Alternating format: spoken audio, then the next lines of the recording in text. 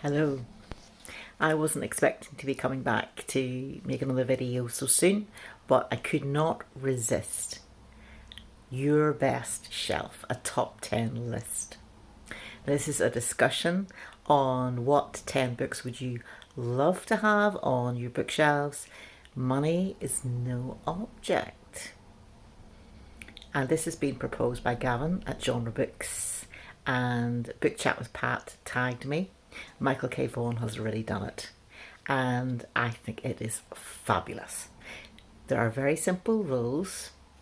They need to be books you'd love to have if money was no object. You shouldn't be getting books in languages you don't read, and it should be a book that actually exists. So, right off the bat, I want to tag somebody else, because the best person to do this would be Steve Donoghue. He calls himself the social leper, social pariah, and is never tagged. And I recognise that he is currently on his Christmas leave, and he always takes the time to consider will he come back, and I hope he does. But please, Steve, if you come back, do this tag. I really want to hear what you think. And if you don't want to do a whole tag, then please leave a couple of comments as to what you would be your top couple of books. I would love to know. So, this whole subject had me at money no object, because that's really what stops me having an even bigger collection of books than I have, is the amount of money available. So here are my top 10 in reverse order. I think this is a truly exciting tag, and one that could have us all discussing and having immense fun. So naturally, I have got a very long list, and I will look down now and then so that I can stay on time. Otherwise, this could go on for a very long time. Number 10, Beauty Given by Grace, the Biblical Prince of Sadao Watanabe. And that is there because I cannot think of any particular reason why I should definitely get this. It's Japanese woodcuts illustrating the Bible from an artist's point of view, and I don't particularly have an interest in Japanese, but I just love the fact that he made these well-known stories but put them into the dressings of Japanese people and peasants, and like a folklore story, so that it has another audience and people can relate to the stories. So that's my number 10, Japanese Prince. Number 9 is one you probably haven't heard of. It's by an author called Graham Rawl. He wrote Lost Consonants, which is where he would do a collage, and underneath he would remove a word so that a sensible sentence or saying suddenly became quite absurd, and then he would illustrate it by collaging things together.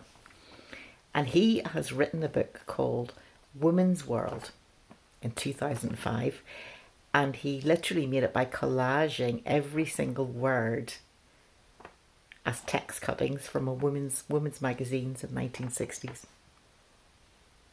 Every single word of what he's written has been collaged. So that is an unusual book. Very difficult to get hold of. Number 8. I would love to have a big fat book of piano music that I can actually play. Piano music tends to be quite expensive, and I would want something large enough to keep me amused for quite a long time, and that could be very expensive. Number 7. I would like to have a book in Virginia Woolf's own handwriting. I would like to have Mrs. Dalloway. Now, there's a particular printer called SP Books, and they do facsimiles of books in the author's own handwriting. So I would like to have Mrs. Dalloway. I'm also tempted to ask for the calligrams by Apollinaire, which they also do, but I'm going to be moderate, because later on I'm going to be very immoderate in my asking. Number 6, I would love to have a book which I pointed out when I was doing another video about looking for books in September, for Friend in September. And it's Sonia Deloney, a really big, massive book about her. And she had a mid-year retrospective recently. So that would be enough to keep me amused for quite a while. Lavishly illustrated, very expensive. Number 5, The Collected Poems of W.H. Auden, the hardback, because I can't justify the £50 plus to get it, because you can get the paperback for around about £25. But honestly, it seems a temporary thing to buy a paperback because it's about 500 pages. I am going to be lifting and reading it a lot, even just this 1 year. And so I would like that. Number 4, I have this feeling that the requests so far have been average. I would like to ask for the Encyclopedia Britannica. I'm thinking big. I want all the books from the most recent edition.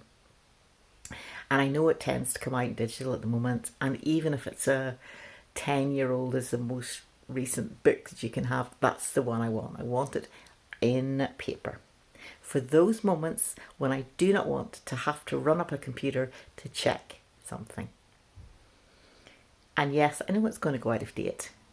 But even then, it's charming. I have an artist friend, Matthew, who has taken a 1950s Encyclopedia Britannica and made it into an art project. I was part of that. He invited artists who had the same initial letter. And he, at the time, was on H, so for Heather, I was invited.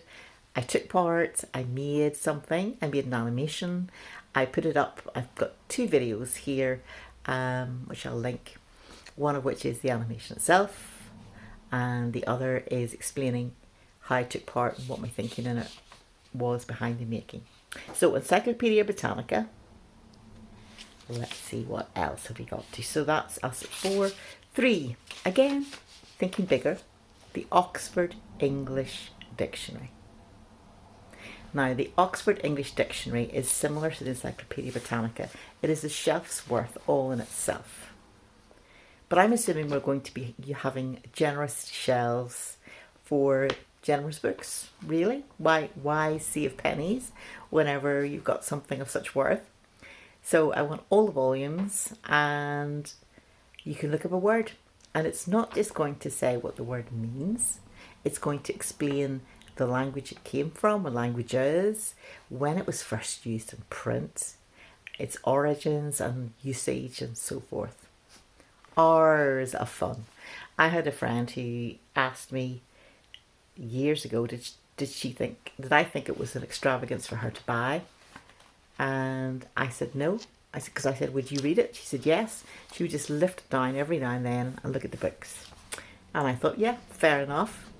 So, I mean, really, if you want to buy a book and you want someone who will justify it and back you up in spending money on books, I am the woman to ask. The answer is going to be yes. So, Oxford English Dictionary. Space for 2 more books. Number 2.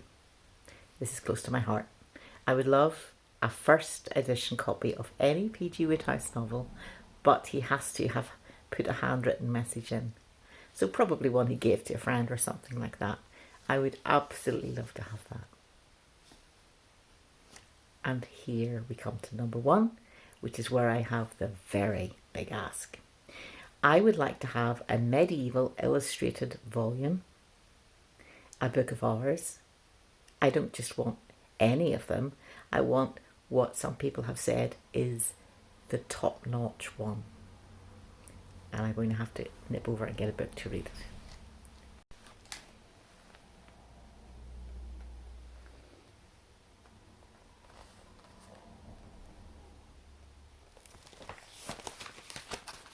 Isn't it gorgeous? Les très riches airs du Duc de Berry by the Limburg brothers. And it was made between 1413 and 1489. So it is, a book of ours is giving prayers for the liturgical hours of the day, plus special masses and blessings and so forth for different times of the year. And the Limburg brothers were utter experts. They worked until they unfortunately died with the plague, and another man finished it. But it is beautifully coloured. This page, illustrated, shows the Louvre, and it has been done so beautifully and accurately that historians have gone back to it to look about to gain a better understanding of the building's original appearance. So, there only is one copy in existence, and as to where it actually is, I'm not quite sure. I'll have to Musée Condé, Chantilly, France. But money no object.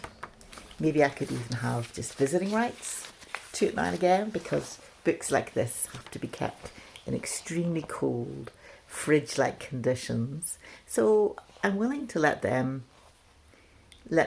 museum still retain it, but I would like to purchase visiting rights to sometimes hold the book in white gloves, be with it, read it, look at the illustrations. It's the kind of book you might just need to rent. And those are my top 10 books I would love to have. What are yours?